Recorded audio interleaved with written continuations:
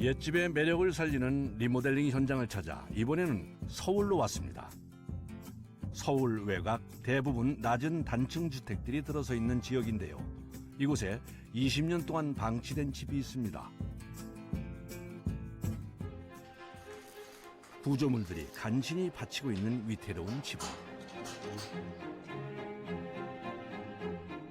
주방으로 사용하던 공간은 외부에 있는 거나 마찬가지로 난방에 취약해 보이네요.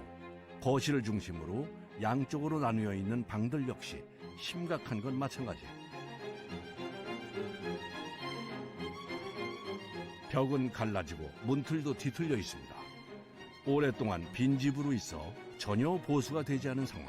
정말 대공사가 될 것 같은데요. 예산은 1,200에서 1,500 정도입니다. 요새 젊은 분들이 가성비 있고 깔끔한 마감들 많이 좋아하시는 분들이 많아서요. 생각보다 많은 마감재들이 많이 개발되고 많이 보급되고 있어요. 충분히 그 단가로도 시공드릴 수 있습니다.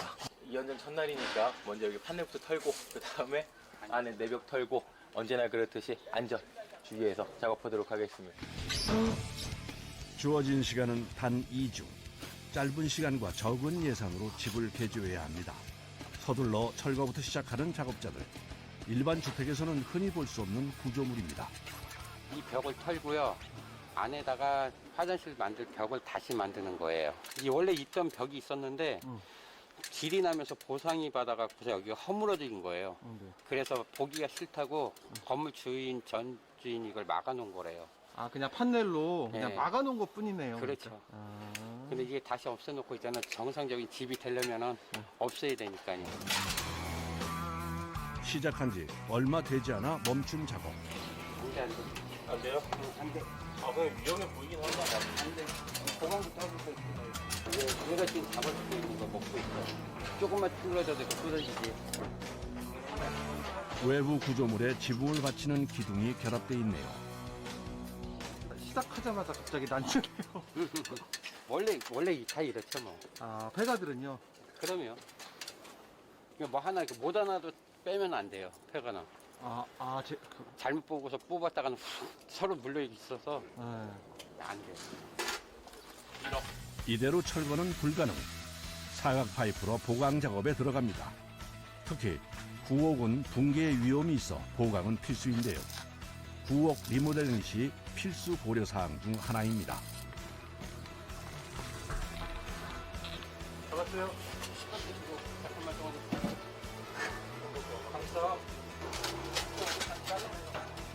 치수가 맞지 않는지 다시 재단에 들어갑니다.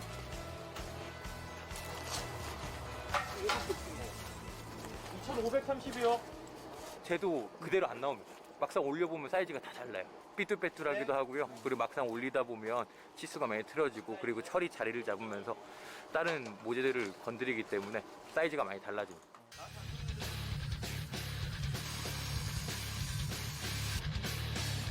재단한 사각 파이프를 다시 연결해 보는데요. 이제야 길이가 딱 맞네요. 건물 외벽 보강에 사용된 사각 파이프의 무게만 3.2톤, 비용은 150만 원이 들었습니다. 이제 조심스럽게 나무 기둥 분리 완료. 이제부터는 빠르게 해체할 일만 남았습니다.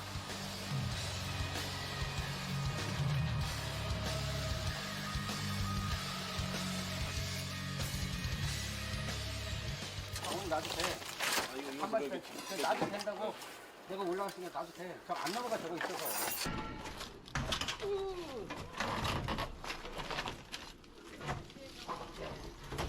무겁다. 예.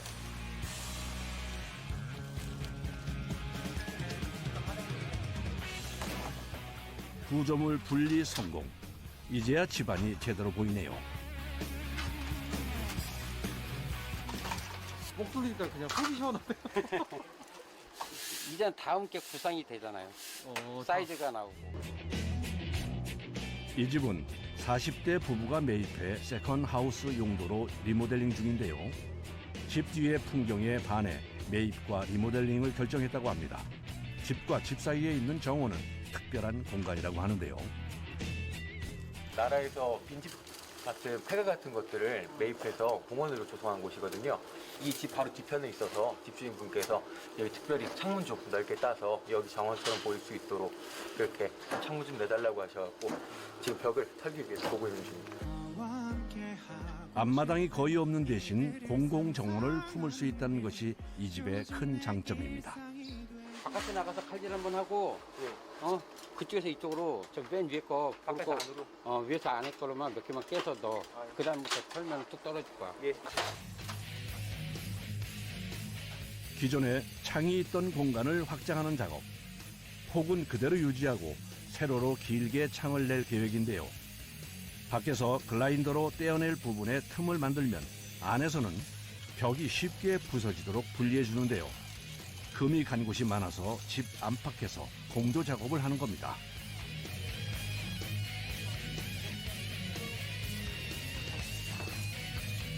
과연 어떤 모습으로 바뀌었을까요?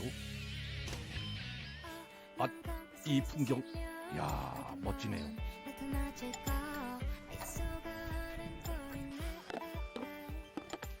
이건 빈티지 스타코라는 자재입니다. 원래 노출 콘크리트 마감은 내기 힘든데 이건 간편하게 노출 콘크리트 질감을 낼 수 있도록 도와주는 자재고요. 카페 같은데 많이 시공하고요. 철거가 끝나면 세부 작업에 돌입.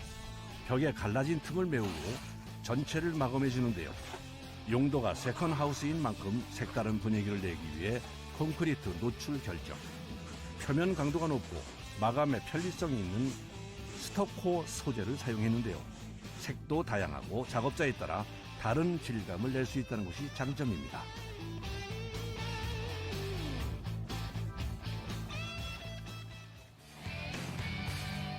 며칠 뒤 다시 공사 현장을 찾았습니다. 공간 제약이 크고 민원 발생 빈도도 높은 도심의 특성상 작업은 최대한 빠르게 진행하는 것이 원칙. 지붕 작업을 위해 전동 리프트까지 동원됐습니다.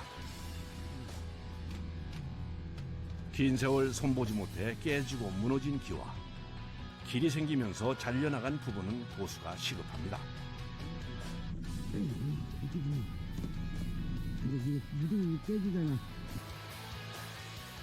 수리할 부분의 기와들을 하나하나 빼내는 작업자. 50년이 넘은 거라 깨지지 않도록 신경을 쓰는데요. 이제 한번 풀어줘.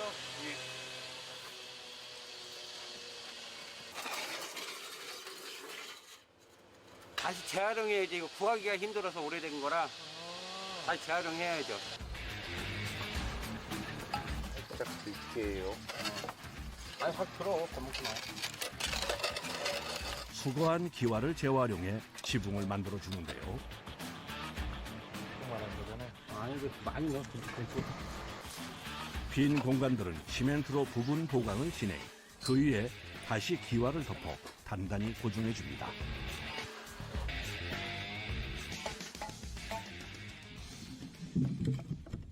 쏙 들어가네요.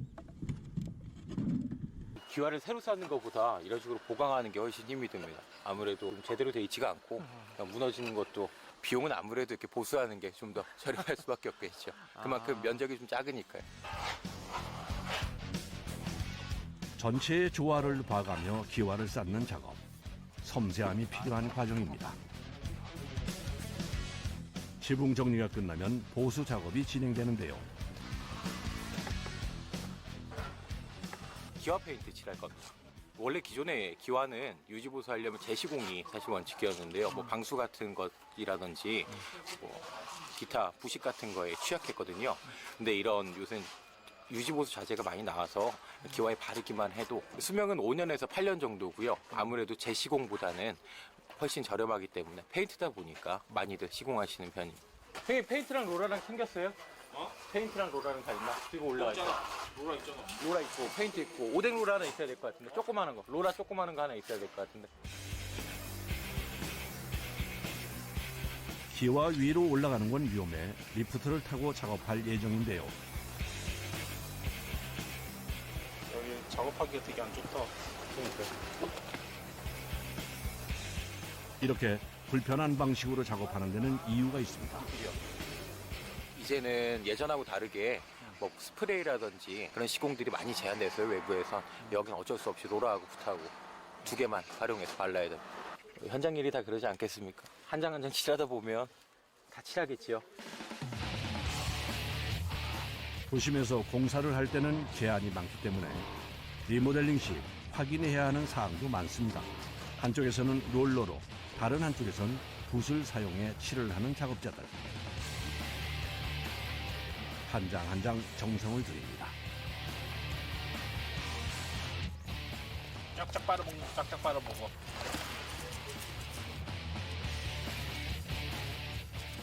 다 이제 기아가 빨아먹어서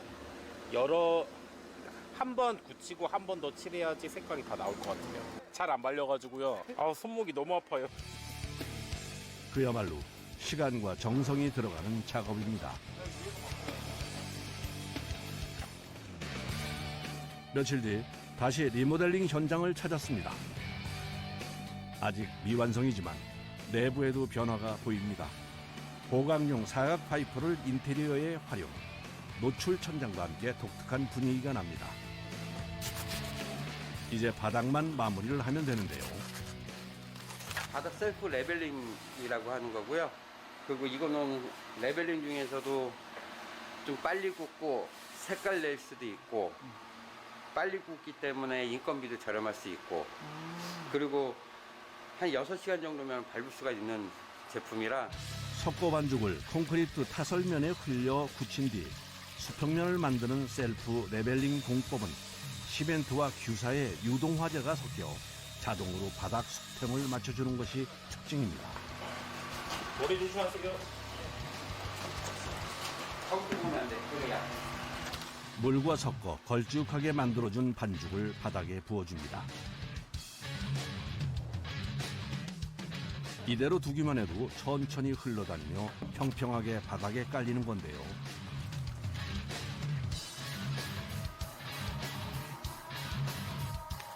반죽이 어느 정도 자리를 잡아간다 싶을 때 살살 펴주면 작업 끝. 표면이 매끄러워 시각적으로 좋은 건 물론 강도도 좋아 유지 보수 비용 절감에도 도움이 된다고 합니다. 보통은 몇 시간 안에 끝나는 수월한 작업. 하지만 부엌에서는 예외입니다. 바닥의 상태가 좋지 않아 작업 시간이 배로 걸린다고 하는데요. 바닥에 원하는 이제 미장은 못하고 셀프로 맞추기로 해갖고 이걸로 2번 쳐줘야 돼요. 한 번에는 못 맞춰요. 아, 이게 수평이 좀 많이 안 맞아서 그런가요? 수평도 안 맞고 바닥 상태가 너무 안 좋아갖고 2번 쳐야 돼요. 그리고 끝에 몰리도 그래야지 이쁘게 나와요. 바닥은 말린 후 추가 작업이 진행됩니다. 그 사이 좀 쉬면 좋으련만 공사 기간에 맞추려면 틈이 없습니다.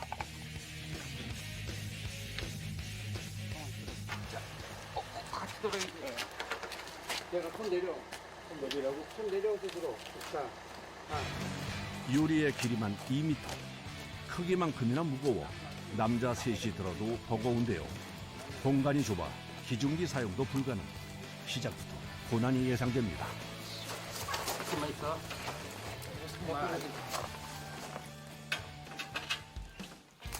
야, 얘를 내려. 아니. 저거 내려. 너 사다리 갖고 와. 네. 같이 들어요. 들어. 하나, 둘, 셋.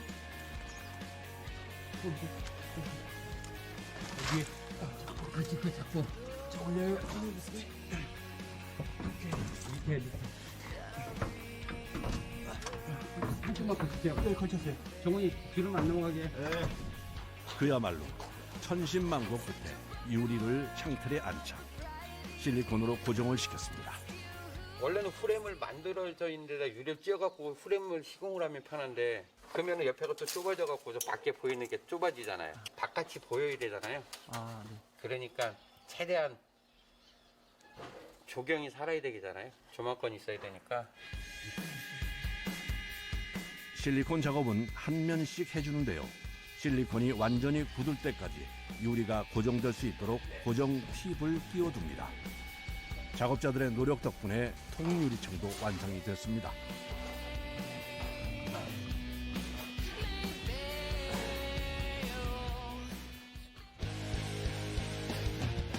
리모델링 작업을 시작한 지도 2주가 지났습니다.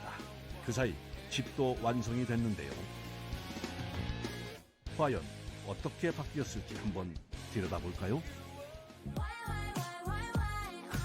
답답했던 외부 구조물이 사라지고 아담한 마당까지 생겼네요. 거실에 있던 작은 창은 크기를 늘려 고정창으로 변경. 외부 구조물로 막혀있던 부분은 벽을 세워 화장실을 만들었습니다. 기존에는 거실 중심으로 양쪽에 방이 있었는데요. 하나를 터서 거실을 확장. 좁은 집인데도 넓어 보이네요. 거기에 조명까지. 아주 운치 있는 집으로 재탄생됐습니다. 와, 진짜 길이 됐네. 네, 다 끝났습니다. 네. 아이고 잘 나왔네요. 우와. 여기서 문으로 들어가야 돼. 우와. 여기 완전히 다 바뀌었어. 그치? 맞아. 여기 금가 있었는데 여기 아, 막 이렇게 금가 됐네. 있었는데 그러니까 이쁘게 잘 됐네. 완전 내 폐교잖아. 맞아. 완전히 무너지는 줄 알았잖아. 기분 좋은 상상을 하면 어떨까 모두가 날 좋아한다고 몸에 좋은 생각을 하면 어떨까 보기보다 난 괜찮다고 여기 확실히 뒤 공원도 있어가지고 여기 확실히 개방감이 있어가지고 확실히 좋네요.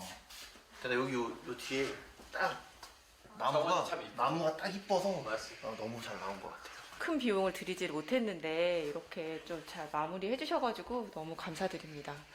최선을 다했습니다.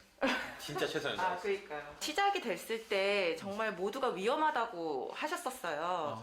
왜냐하면 여기가 너무 이제 시공하기 어렵고 위험하다고 했는데 저렴함에도 불구하고 이렇게 안전도 잘 이렇게 염두에 두고 안전하게 이 집을 사용할 수 있게 해주신 것도 너무 감사드리고 새로운 집에 이름까지 준비했다는 가족. 무슨 뜻인가요? 무수꼬리 지명이잖아요. 그래서 무수라는 이름이랑 저희 이제 부부의 성이에요.